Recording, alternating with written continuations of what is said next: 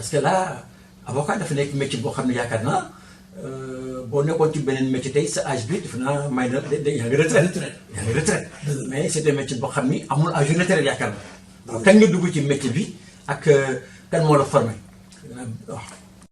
kooku danaa ci kontaan wax ci parce que métier bi maa ngi ci dugg en 1982.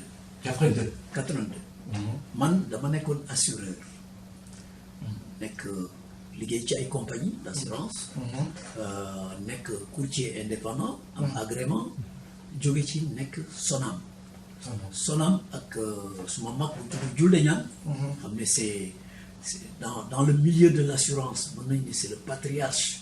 moom moo ci ñi xàll yoon bi ci la bokk. donc nekk ci Julde Ñaan ba 1982 ma démissionné pour dem au barreau.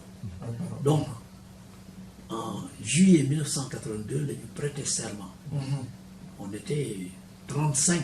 donc promotion bi gënoon mag. moo doon ñun mën naa la ci limal ñoom Mame Adama Gueye ñoom Malick Sall actuellement. ñoom Madické Niang. ñoom El Hadji Amadou Sall. et cetera promotion bu riche la woon. bu riche waay. donc ñun nag chance bi ma amoon mooy am maître bu mel ni Doudou Ndoye. Doudou Ndoye moo doon seen maître. Doudou Ndoye c'était notre maître de stage man ak ñoom Adama Gueye et ainsi de suite. ak ñu bare. ñoom Mathieu ñoom Moustapha Ndoye. et cetera Doudou Ndoye moo ñu yore woon nekk borom xam-xam bu ñëpp ràññee. bu am générosité ci xam-xam. bu mën a gëstu. moom c'est un chercheur. et c'est un vrai maître. ñu am chance jaar ci moom. mu teg ñu ci yoon. parce que école ba nga génne aussi dafay marqué daf lay marqué. ma jóge ci dem ci cabinet Ogo Kane Diallo. yàlla na ko yàlla yërëm. amiin Ogo Kane Diallo ba ma fa jógee aussi dem naa ci Bourgi Kanjo pendant quelques mois avant may installé suma cabinet. donc noonu la demee donc depuis 1982 lañ nekk ci métier bi. alors donc mu nekk métier bu riche. nekk métier boo xam ne bii ci ni nga koy exercer mën nga ko def avec beaucoup de noblesse. du métier boo xam da nga ciy jëlee richesse xaalis bu fekkee da nga jub doo laal xaalisu client. doo lekk loo xam ne waroo ko lekk. yàlla dina la teral ci sa dund dina la suturaal. mais doo riche. mais di nga riche ci ay satisfaction. ci ay nit ñoo xeetli ci ay nit ñoo sauvé. loolu chaque jour ci loolu la ñuy liggéey. donc métier la boo xam mën nga ci jaamu yàlla. te métier boobu indépendance bi ci nekk amul fenn. donc c'est un métier vraiment noble. et comme ni mu ko waxee mën nga liggéey ba am 80 ans 90 ans. donc te looy gën di liggéey rek. xel mi dafay mel ni day gën a développé gën a nàcc. donc chance boobu la ñu am di ci sant yàlla. di ñaan yàlla mu dooleel ñu. te barkeel li ñuy def. dañ ko jàpp comme métier mais dañ ko jàpp comme jaamu yàlla. li ñuy xettali ci ay nit. man suma cabinet dossier bi ci gën a mag dossier bi ci ëpp importance pour man. benn veuve la woon bu am juróom-ñaari doom yoo xam dañ leen expulsé seen kër bëccëgu ndara kam jaaro yi. ma xëy gis ko ci journaux yi. taal suma oto dem foofu. police jàpp waa koñ bi ñëw di leen défendre. police ñëw xaw a sonal waa koñ bi am ñooñ ci jàpp. ñoom ñu nekk ci mbedd ma ak seeni bagage ñu photo leen. ma gis photo bi ci journaux yi. taal suma oto dem foofu taxawu leen. ay at ba ñu jotaat seen kër. te kër ga benn nijaayu jëkkër ji. moom moo ñëw rek gis kayitu kër gi rek dem jaay kër gi. moom jigéen ji ak juróom-ñaari doomam yoo xam ni c'était des mineurs. ñu xëy génn leen seen kër bàyyi. donc ñu nekk ci di ci xeex ay at. ba yàlla def ñu récupérer kër ga génn ña fa newoon ñi nga xam ne ñoo jëndoon kër gi ñu génn leen. ñu dem wuti topp ñi nga xam ne ñoo leen jaayoon te waruñu leen woon jaay. récupérer kër gi xale yi foofu lañ màggee ba nekk ay majeur léegi donc dossier boobu ci yi ma gën a marqué ay dossier ñoom Imam Ndaw ak ñoom dossier maître Babacar Seye donc ay dossiers yu important yoo xam ni vraiment dund bu neex la. waaw maître dañuy tax dafa nekk dossier boo xam ni je crois que c'était en 1993 dans les locaux du tribunal bi nekk Kamandel.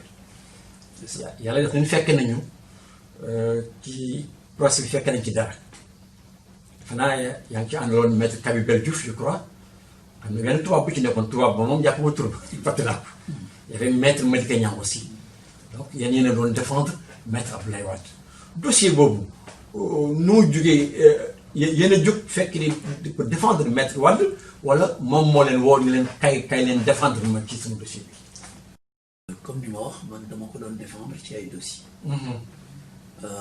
itam moom dafa am ñoo xam ni bañ ko jàppee dañu jóg d'office ñëw bokk ci ñi koy défendre. ñooñu bare woon nañu mais ñun dafa fekkoon ñu bokk ci njaboot gi. man dafa ma dikkee. parce que daf ñu daan sant ay liggéey. waaw di ñu sant ñuy défendre ay nit. donc vraiment bi affaire boobu amee. ñu taxaw ci.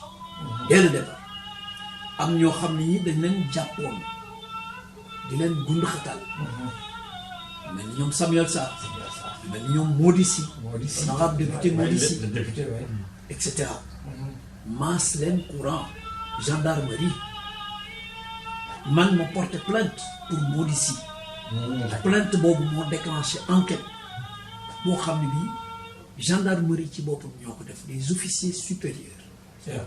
enquête boobu moo révélé lu bare. moo setal aussi lu bare Abdoulaye Wade. ci époque boobu.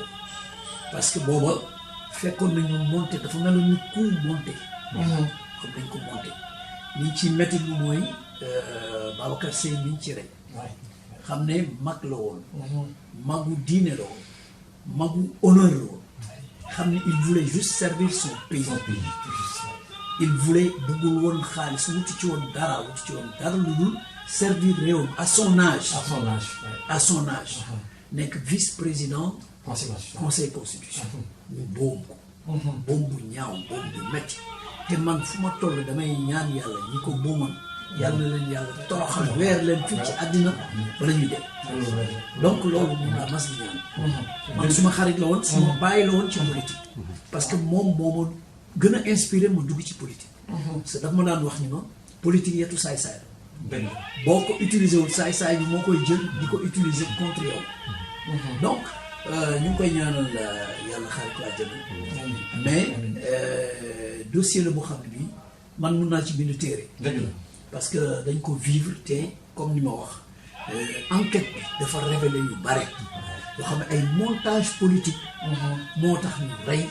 mais kooku xam ne nit ku kéemaan la woon nit ku riche la woon. ñu boom ko à cause de la politique.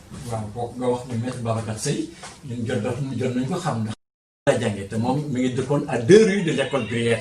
am na ay doom yoo xam ne ñoo bokkoon classe. kooku kon xam nañ ci moom lu bari. bokkoon na ci dirigeant la Saint-Louisienne nekk un très grand sportif.